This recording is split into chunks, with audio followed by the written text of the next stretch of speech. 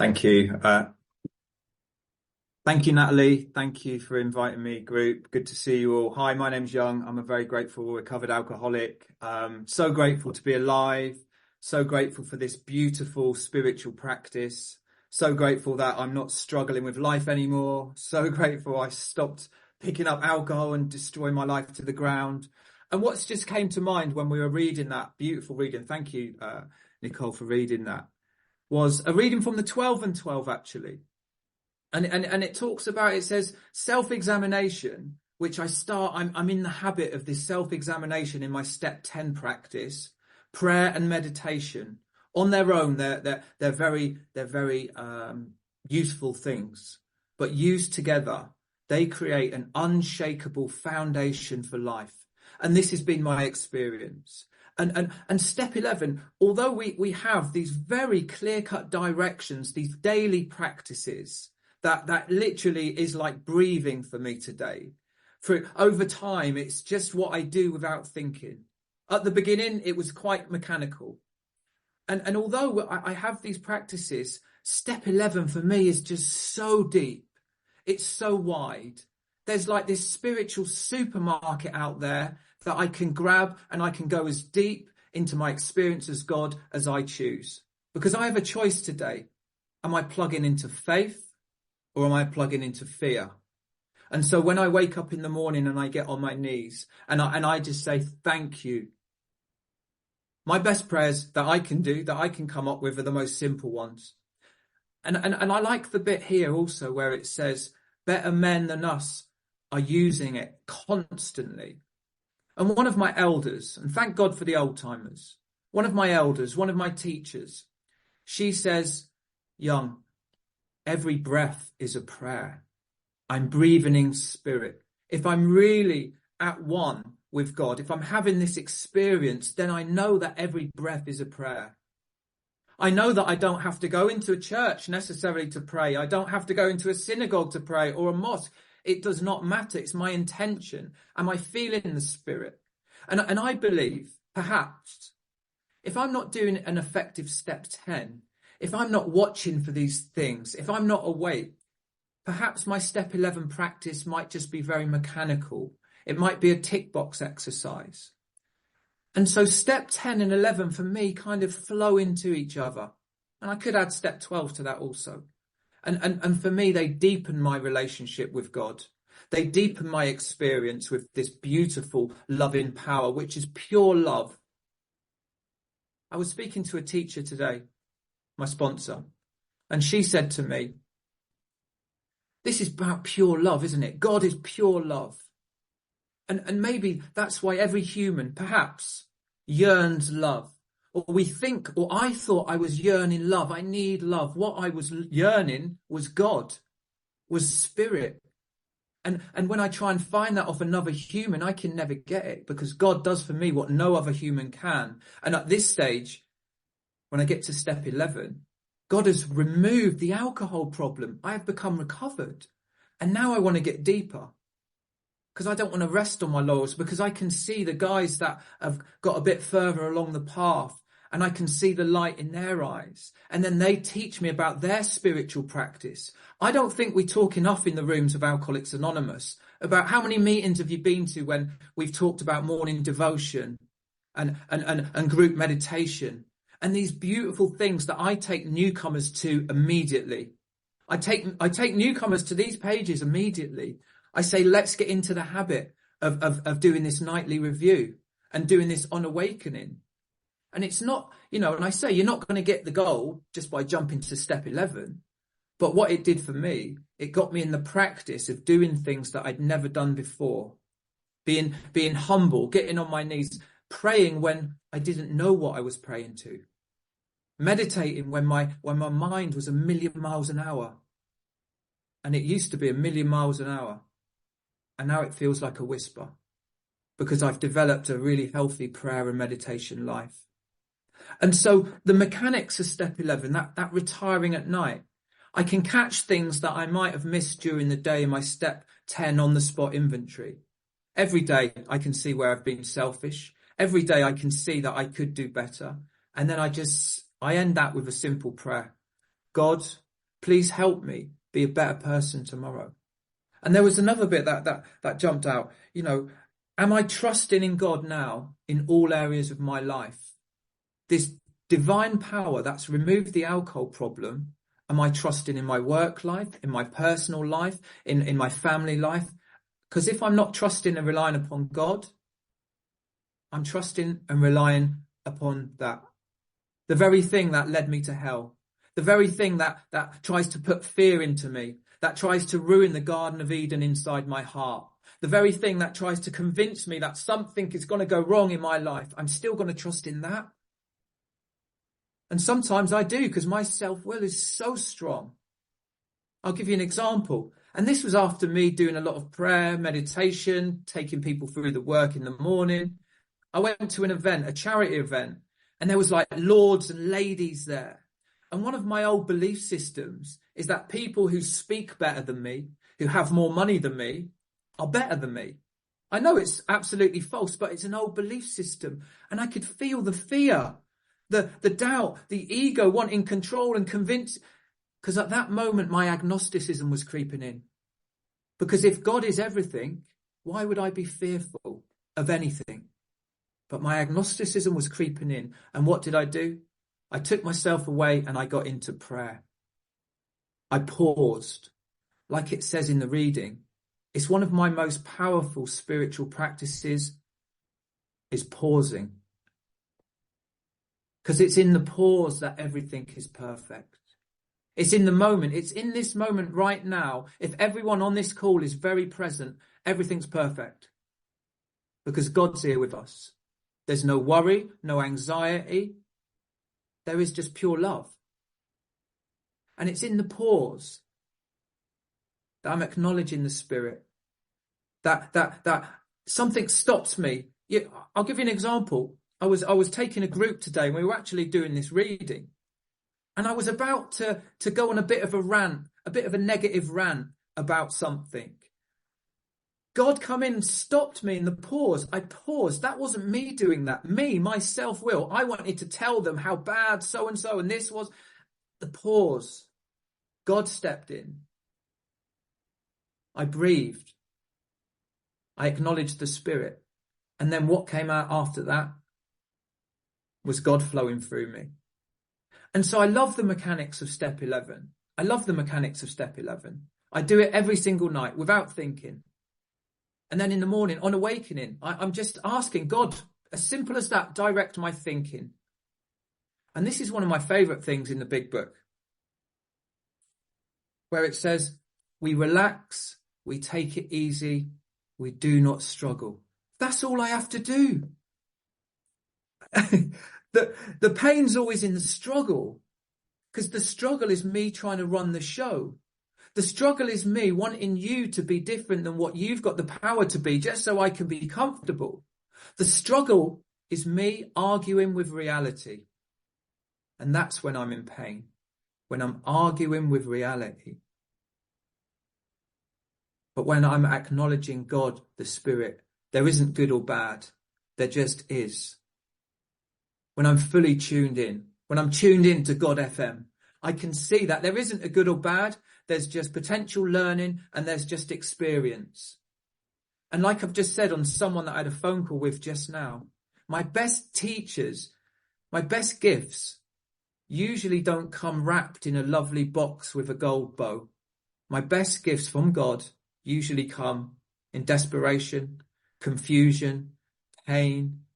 And it's only when I can let go and think, okay, what have you got for me? And I always say that in the morning, after I've done my morning review on awakening. I always just say, I say thank you. And I say, okay, God, what have you got for me today? Because I'm thinking about the step 3 prayer when I'm saying, do with me as thou wilt, as whatever you want to do with me today, God, I'm okay. I'm going to go with it. I'm not going to try and struggle and create something that I think, because everything in my past tells me, all my step 5s tell me, whenever I try and create something, I always create a mess or pain or confusion. And so God does for me, like we hear a million times in the room, what I cannot do for myself. Always. Now I've got a little bit of experience that tells me this. So now I can always turn to more towards this loving, caring God. And there's no right or wrong way to pray. This is the thing. My spiritual practice will look different from Scott's, from Barry's, from anyone else's on the call. And that's the beautiful thing about Alcoholics Anonymous. That I've got these clear-cut directions in the big book, but then we might sing the same song, but we might all have a different melody. You know, we might be all riding on different donkeys, but we're all going to the same place. We're all headed to the same place, whether we like it or not. So I don't say you should do this or you should do that. No. I found my own path.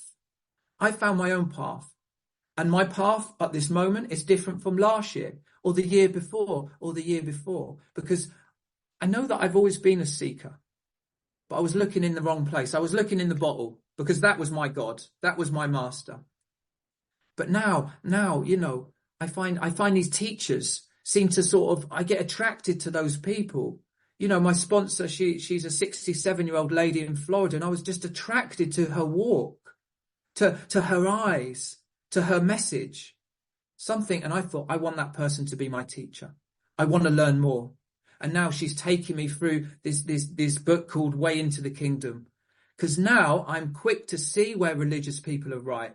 Whereas once I would have said, no, not having that. Now my ears are open. Because let's think about this. This beautiful big book, my brokenness, my alcoholism, which led me into hell, which led me into many institutions and to burn my life to the ground because I didn't have any power not to, has been the best gift I've ever given, because it's been the doorway. Through my brokenness, I can let in bits of sunlight. Through my brokenness, that was the only reason I became a seeker in God, in spirit, in power. I wouldn't have done that if I wasn't so broken. And now I can go deeper, where it says, be quick to see where religious people are right. Okay, I can only speak for myself. I've said this many times in the rooms of Alcoholics Anonymous, and it's true. We're a spiritual program, not a religious one. And then I started looking at that and thinking, I don't know anything about religions. Let's have a look at some of them. And I don't have to agree with some of the stuff, but we've only been doing this stuff since the 1930s. These religions or other spiritual practices have been doing it for thousands of years. I'd have to be a fool not to investigate if I want to get a bit deeper on this spiritual path, if I want to stay awake. I keep on going through transformation. I feel like I'm having another awakening. I really do. This is the beautiful thing for me about this program. It's not a one-time deal. And I remember my first sponsor at the beginning of this journey. He said, Young, do you want your recovery to be middle of the road? Or do you want to be rocketed into this fourth dimension of existence? And this is where I exist today. This place of deep peace. This place where I know I'm perfectly imperfect. This place where I make a lot of mistakes and I can put my hand up and say, I'm just a normal, flawed human being on this path, making mistakes, being human, and that's absolutely all right. Because I used to beat myself up for those mistakes, but I know it's God placing lessons in my path if I'm awake to them. And I have to ask myself each day, how much time am I spending with this beautiful, loving power that's removed the alcohol problem? How much time am I spending? Am I able to see the spiritual breadcrumbs that are laid at my feet every single day? It depends on how awake I am. I'll give you an example of a spiritual breadcrumb. It's a bit of a stupid example, but it meant a lot to me in the moment. I went into a fish and chip shop in Scarborough, and it was really old and beautiful. And I said to the lady, she was quite an elderly lady, I said, you've got a beautiful shop. How long have you been here? And she said, I've been here for 45 years. And I said, wow, that's amazing. And she said, I'll just keep on doing it until I get better. And in that moment, the spiritual breadcrumb for me was humility. This lady showed me what humility looked like, showed me what I don't live up to, which I would love what this lady has. And I was able to see it. If I wasn't awake, I would have just seen it as just a normal everyday comment. But God presents these things to me when I'm awake, when I'm willing. And when it talks about the proper attitude, it talks about prayer, meditation, and like I say, no right or wrong way to pray or meditate. One of my favourite prayers, whatever. One of my favourite prayers. The proper attitude. What's the proper attitude for me? It's being honest, open-mindedness, praying with intention and love in my heart, and willingness to search within my soul. For me, that's the right attitude. For me. Only today. Maybe tomorrow I'll think differently. Maybe next year I'll disagree with what I'm saying. But this is just where I am today. That's what I love about this program. It's not rigid. There's so much room for maneuver after I do, chop wood and carry water. And don't get me wrong. This beautiful big book is like my meat and two veg. I follow the directions, but I'm not rigid. I'm not rigid. I try and be like bamboo. I seek more spiritual literature. The spiritual literature that I read in the morning at the moment is from the 13th century. Someone like me reading, I can't believe it. This book almost jumped out at me. This guy called Meister Eckhart from the and I opened it up. It was in this like dusty old bookshop, and it just jumped out at me. And I opened it up, and the first thing I looked, he said, yeah, God is within. And I thought, wow. And then all the rest of the stuff and all the spiritual literature that I read is all tied in for me into the 12 steps, into our spiritual principles. And I think every religion at the basis,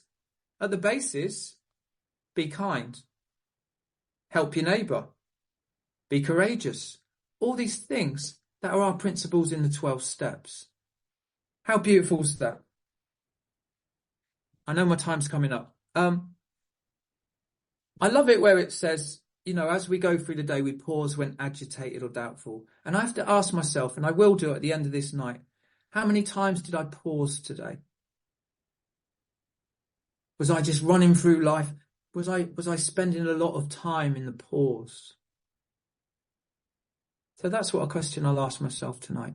And then it says, I constantly remind myself I'm no longer running the show. I was never running the show. I never will be running the show. How do I know that? Unless I take my own life, which I'm not going to. I don't get to choose when I take my last breath. That's how I know I'm not running the show. And in the same way, in more about alcoholism, where it says, I had to concede to my innermost self that I was an alcoholic. I had to concede to my innermost self that I was an alcoholic. This unconditional surrender. Unconditional surrender. In the same way as that, when I concede to my innermost self that I am no longer running the show, I am surrendering to life itself. It's the difference between me lying down in a river with the current flowing down and letting myself flow down. Okay, life. And me, I want to go this way looks better. No, okay. Because I trust in God today. I trust in infinite God. Because I've seen what he's done for me, or actually it's no gender for me, but that's where I come from. I see what this power does. I'm experiencing this power. I can't explain this power, but I'm experiencing it today. And to think, I only came into the rooms of Alcoholics Anonymous because I wanted to stop drinking. And what's been shown to me is something I could have never, when people say, and I'll end on this, a life beyond my wildest dreams. I used to hate people saying that when, oh boy, I don't hate anything today, hopefully. The word was beyond this. I can only come up with some such and such because I've only got human intelligence, but this is beyond, this is divine. And the more I seek, the more I experience. I think I'll leave it there. Thank you so much, guys. Cheers.